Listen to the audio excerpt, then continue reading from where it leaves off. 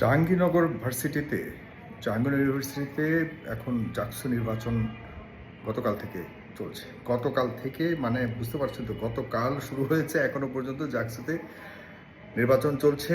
এখনো পর্যন্ত ফলাফল আসেনি। বলা হচ্ছে যে আজকে শুক্রবার দুপুরের পর গিয়ে ফলাফল ঘোষণা হবে। তার মানে প্রায় 24, আরও বেশি, 24 ঘন্টা থেকে প্রায় 30 ঘন্টা হয়ে গেছে, তার চেয়েও কম বেশি এখনো পর্যন্ত ফলাফল হয়নি। প্রশ্ন উঠছে জাতীয় নির্বাচন কিভাবে আমরা সমাপ্ত করব সময় মতো। জাতীয় নির্বাচন হবে সারা বাংলাদেশ ব্যাপী। এখন পর্যন্ত যদি আগের নিয়মে হয়, সারা বাংলাদেশ ব্যাপী জাতীয় নির্বাচন অনুষ্ঠিত হবে। এই বর্তমানে যে প্রশাসন রয়েছে, বর্তমানে যে পরিবেশ রয়েছে, বর্তমানে যে রাজনীতিবিদরা রয়েছে, বর্তমানে যে সরকার রয়েছে, এই পরিবেশেই এই কমিশন, এই সব কিছু মিলিয়েই জাতীয় নির্বাচন হবে। বলা হচ্ছে যে একটি ফেয়ার, ফ্রি, ক্রেডিবল এবং ঐতিহাসিক নির্বাচন অনুষ্ঠিত হবে। বিশ্বাস করেন আপনারা? কমেন্টে লেখেন, কমেন্টে। আর পারলে শেয়ার দিয়ে অন্যদেরকে জানানোর বা বোঝানোর জন্য একটু সুযোগ করে দিন। আমি মূল যে কারণে আজকে ভিডিওটি করছি সেটি একটু বলতে চাই। আমার সবচেয়ে স্পর্শকাতর এবং ভালোবাসার জায়গা থেকে, কেয়ারিংয়ের জায়গা থেকে, পছন্দের জায়গা থেকে কিছু কথা বলতে চাই। জনাব তারেক রহমান, বিএনপির ভারপ্রাপ্ত চেয়ারম্যান, সম্মানিত তারেক রহমান সাহেব, আপনার প্রতি কয়েকটি কথা বলতে চাই। ডাকসু এবং জাকসু নির্বাচন বর্তমানে চলছে। ডাকসু নিয়েই সবচেয়ে বেশি এখনো পর্যন্ত আলোচনা রয়েছে এবং প্রশ্ন রয়েছে। ডাকসুতে একটা পদ আপনার দলের ছাত্র সংগঠন পায়নি, একটাও না। এর জন্য আপনার দলের ছাত্র সংগঠনের যে বর্তমানে কেন্দ্রীয় নেতারা রয়েছেন, রাকিব খুব ভালো ছেলে, নাসিরও খুব ভালো ছেলে, এদেরকে আমি একচেটিয়াভাবে কোনো দোষ দিব না। আপনি মানে ওই অর্থে গত কয়েক বছর ধরে আপনার যারা ছাত্র সংগঠনের শীর্ষে দায়িত্বে ছিল, তারা কেউই যে ওইরকম কম্পিটেন্ট ছিল, আপ টু দ্য মার্ক ছিল, সেটি বলা যাবে না। তবে বর্তমানে যারা রয়েছে তারা মন প্রাণ দিয়ে কাজ করছে, চেষ্টা করছে, এতে কোনো সন্দেহ নাই। ওদেরকে আমি চিনি। রাকিব খুবই ভদ্র ছেলে। সে ধরতে গেলে রাজপথেই তার মোটামুটি লাস্ট 10-15 বছর ধরে আমার চোখের সামনে আমি সবসময় দেখেছি সবার আগে সব ঝুঁকিতে সে সর্বপ্রথমে। কিন্তু একজন রাকিব কি সব জায়গাতে সব কিছু নিয়ন্ত্রণ করতে পারবে না? আমি মোটা দাগে জাস্ট কয়েকটা টু দ্য পয়েন্টে কথা বলতে চাই। জনাব তারেক রহমান, আমি জানি আপনার কাছে আমার এই মেসেজ যাবে না, কারণ আপনাকে ঘিরে আছে সব, এমন একটা নেট আপনাকে ঘিরে রয়েছে, সেখানে শুধুমাত্র ভিতরে যারা ঘিরে রেখেছে তাদের কথাই আপনি পর্যন্ত যায়। এর বাহিরে যে নেট তারা পেতে রেখেছেন, এই নেটকে ভেদ করে আমাদের কথা আপনার পর্যন্ত যাওয়ার কোনো সুযোগ নেই। সুতরাং আমরা চাইও না আপনি পর্যন্ত যাক। তবে যদি কোনো কারণে আপনার যারা বড় বড় রাঘব বোয়াল নেতারা রয়েছেন তাদের কান পর্যন্ত যদি পৌঁছে, তাহলে অনেকটাই মনে হয় ভালো হবে আপনার জন্য, দলের জন্য, সর্বোপরি দেশের জন্য। যে দেশটা আপনারা ক্ষমতায় আসবেন জেনেও, যে দেশটাকে মুক্ত করতে, ফ্যাসিবাদ মুক্ত করতে হাজারো মানুষ প্রাণ দিয়েছে। চারটিখানি কথা নয়, হাজারো মানুষ প্রাণ দিয়েছে। যেটা আপনারা 17 বছরও করতে পারেননি, সেই মানুষগুলো প্রাণ দিয়ে মাত্র 7-8 দিনে সেটি করে দিয়েছে এবং আপনারা অপেক্ষায় আছেন। ক্ষমতায় যাবেন, সবাই খুশি, আপনারা যাবেন, একটা পরিবর্তন দেখান। কিন্তু আমরা এখন যে ডাকসু নির্বাচন যা দেখতে পাচ্ছি, আপনাদের ভরাডুবি। কেন? আমি আপনাকে টু দ্য পয়েন্টে যে কথাগুলো বলবো, আপনি যদি আপনার একটা ইনভেস্টিগেটিভ টিম তৈরি করেন যে কেন এটা হলো, এই টিমটাকে ওই আপনার আশপাশ কেন্দ্রিক না বানিয়ে সত্যিকার অর্থেই যারা আপনার সমালোচনা করে তাদের কাছ থেকে নেবেন। যারা আপনার বলতে কি, আপনি তো, আপনাকে সবাই পছন্দ করে ব্যক্তিগতভাবে, আপনি অনেক নির্যাতিত, আপনার চেয়ে নির্যাতিত বিএনপিতে, আপনার পরিবারের চেয়ে নির্যাতিত বিএনপিতে বা বাংলাদেশে আর কেউ নাই।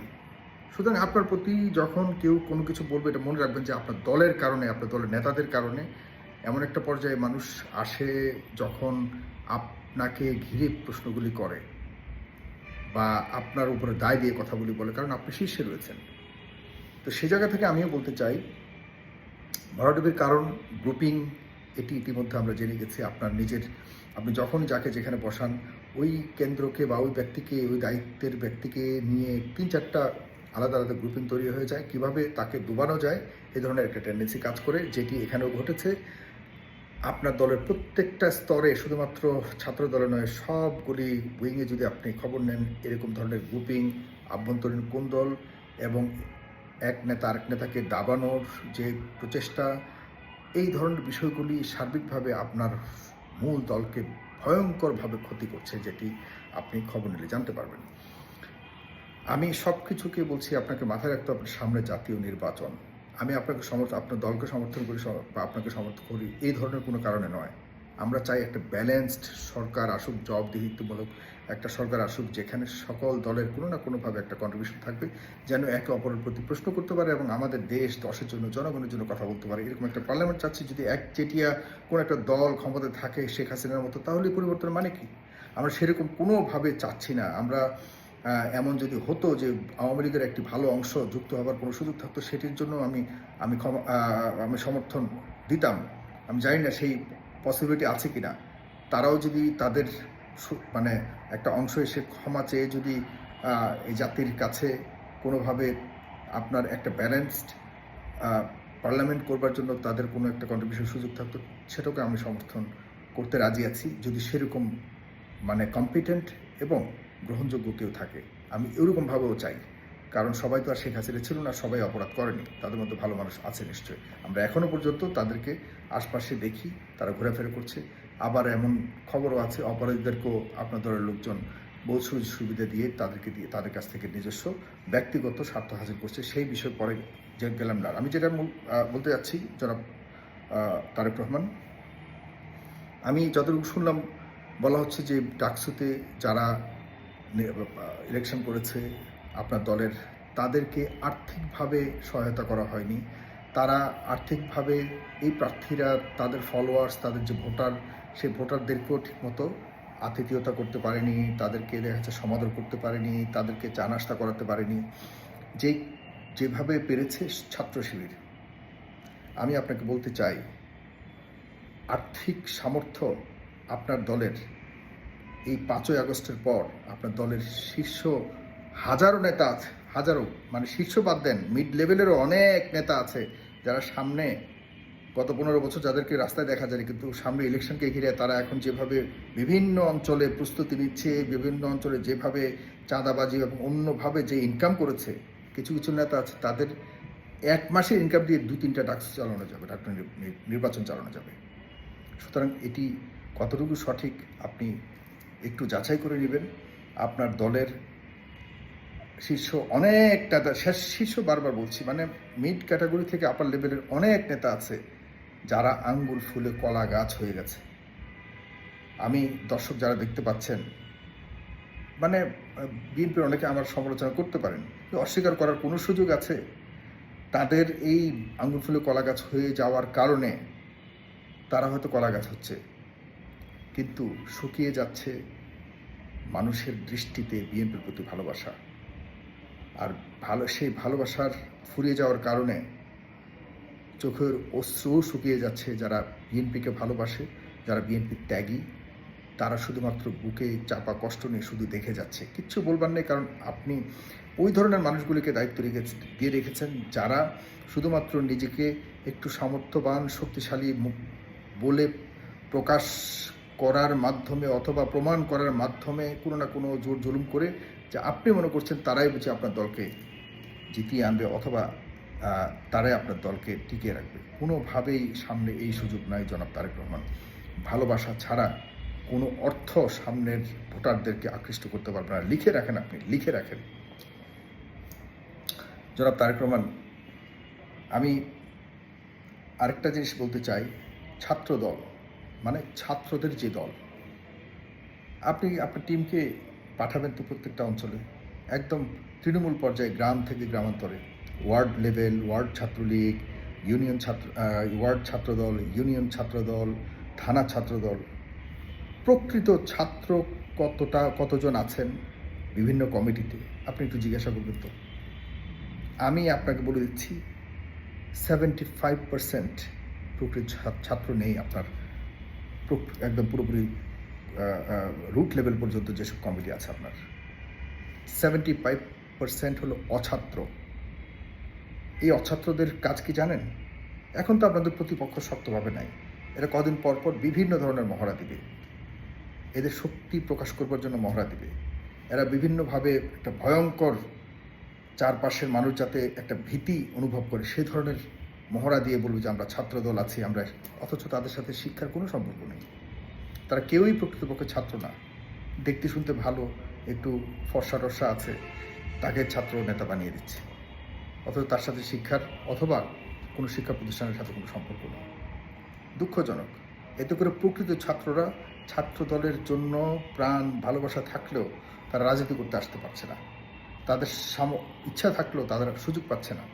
কারণ আপনি যাদেরকে দায়িত্ব, আপনার এই লোকাল লেভেলের যেসব নেতারা যাদেরকে ছাত্র দলের দায়িত্ব দিয়ে রেখেছে, তারা বস্তুত ছাত্র তো নাই, তারা একটা ভীতিকর পরিবেশ তৈরি করে নিজেদের একটা প্রভাব প্রতিপত্তি ধরে রাখবার জন্য তারা চেষ্টা করে যাচ্ছে, নাম দিয়েছে ছাত্রদল। আপনি বলুন, ডাকসুতে একটা নীরব, বিশাল একটা নীরব বিপ্লব হয়ে গেল না? অথচ আমরা জানি ডাকসুতে সবচেয়ে শক্তিশালী ছাত্রদল। এখন তো ছাত্রলীগ নাই, ছাত্রলীগ তো মহাশক্তিশালী, কোনো সন্দেহ নাই, ছিল একটা সময়, কিন্তু তাদের তো কোনো অস্তিত্ব নাই। এখন আছেন আপনারা, আপনাদের অস্তিত্ব এখন দেখা যাচ্ছে যেটা ভাবনা আর যা ঘটলো এর মধ্যে আমরা আকাশ আর পাতাল ব্যবধান দেখতে পাচ্ছি। আপনি কখনো কি যাচাই করেছেন যে মানুষের মন থেকেই তো ভোটটা দিবে, এই মনে কি আছে একটাবার বোঝার চেষ্টা করেছেন? আপনি যাদেরকে দায়িত্ব দিয়েছেন ছাত্রদলকে চালাবার জন্য, তারা কি আসলেই ছাত্রদেরকে প্রকৃতপক্ষে রাজনীতি শেখাচ্ছে, নাকি তারা নিজেদের একটা শক্তিশালী অবস্থান করবার জন্য ছাত্র দলকে ব্যবহার করছে, নিজেকে একটা কেন্দ্রীয় রাজনীতিক, মানে আমার আন্ডারে ছাত্রদল আছে, একটা ভাব দেখানোর জন্য?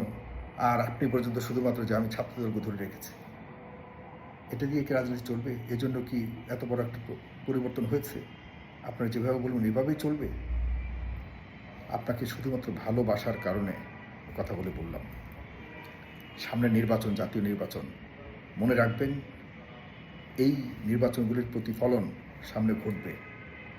আমি এইও বিশ্বাস করি বা এও জানি, আপনার সিনিয়র নেতারা মনে করে যে আরে ডাকসু রাকসু সব যাক, আমাদের জাতীয় নির্বাচন হলেই হলো। অঙ্কটা ঘুরে যাচ্ছে, কিন্তু মনে রাখবেন জাতীয় নির্বাচন এত সহজে হবার নয়। আমি আপনাকে বলে রাখলাম, জাতীয় নির্বাচন হলেও এত সহজে পার পেয়ে আসার মতো সুযোগ খুব কম থাকবে। আর এর জন্য প্রকৃতপক্ষে দায়ী থাকবে আর কেউ না, আপনার দলের যারা আপনার কমান্ডকে মানে না, যারা বিগত সময়ে আওয়ামী লীগের সাথে কাজ করেছে, যারা অন্যান্য দলের সাথে কাজ করেছে, নিজের স্বার্থ রক্ষা করে চলেছে, তারাই আপনাকে আপনার দলের বিজয় হওয়ার পথে সবচেয়ে বড় বাধা হয়ে দাঁড়াবে। আপনি লিখে রাখুন যদি আমি কোনোভাবে ভুল কথা বলে থাকি। তাদেরকে আপনি এখনও পর্যন্ত সুযোগ দিয়ে রেখেছেন, ওকে অযোগ্যদেরকে, যারা কোনোভাবেই আপনার দলের জন্য গত এই 17 বছর মন প্রাণ দিয়ে চ্যালেঞ্জ নিয়ে আপনার দলকে মুক্ত করবার জন্য, আপনার মাকে মুক্ত করবার জন্য, আপনাকে দেশে আনবার জন্য, আপনার দলকে সুসংগঠিত রাখবার জন্য কোনো ভূমিকা রাখেনি। আপনার দলকে সুসংগঠিত রেখেছে সাধারণ মানুষ, যারা অন্তত পক্ষে স্বার্থের জন্য রাজনীতি বা কোনো ধরনের রাজনৈতিক তাদের কোনো ইন্টারেস্ট ছিল না। তারা আওয়ামী লীগের অত্যাচারে আপনার পাশে, এবং তারা মনে করেছে যে একমাত্র বিএনপি আওয়ামী লীগের এই অত্যাচার থেকে মুক্ত করতে পারবে।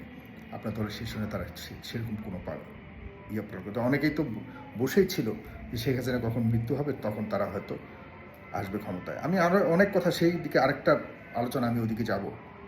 আমি এই দ্বিতীয় একটা ভিডিও করলাম আপনাদেরকে শুধুমাত্র আগামী নির্বাচনে যেন আপনাদেরকে মানুষ ভালোবেসে আপনাদেরকে কাছে নিতে পারে। ছাত্র শিবিরের দোষ দিয়ে লাভ নেই। ছাত্র শিবির অনেক ভোটে তারা বিজয় লাভ করেছে। তাদের সমালোচনা না করে আপনার দলের ছাত্ররা কেন অনেক কম ভোটে পরাজয় বরণ করলো, এই কারণটা খুঁজুন। এটা খুঁজলেই আপনি সব কিছু পেয়ে যাবেন। আমরা তো আর আপনার রাজনীতি করি না বা কারো রাজনীতি করি না। কথাগুলো একটু মাথায় নিয়েন দয়া করে। দয়া করে আপনার সিনিয়র নেতাদেরকে হাব ভাব বাদ দিয়ে জনগণের কাতারে আসতে বলেন। মানুষ মনে করে এখনই এই অবস্থা, ক্ষমতায় গেলে এনাদের কী অবস্থা হবে। মানুষের এই ভাবনাকে দূর করুন, এটা আপনার দায়িত্ব। আপনার দল, সাধারণ মানুষ আপনাকে ভালোবাসে, আপনার মাকে ভালোবাসে, আপনার মায়ের কথা মনে পড়লে মানুষের চোখে এখনও পানি পড়ে। মানুষ ভালোবাসে, মানুষের ভালোবাসাকে মানে নষ্ট করে দিচ্ছে আপনার দলের কিছু মানুষ। এদেরকে ধরুন। ধন্যবাদ। আসসালামু আলাইকুম।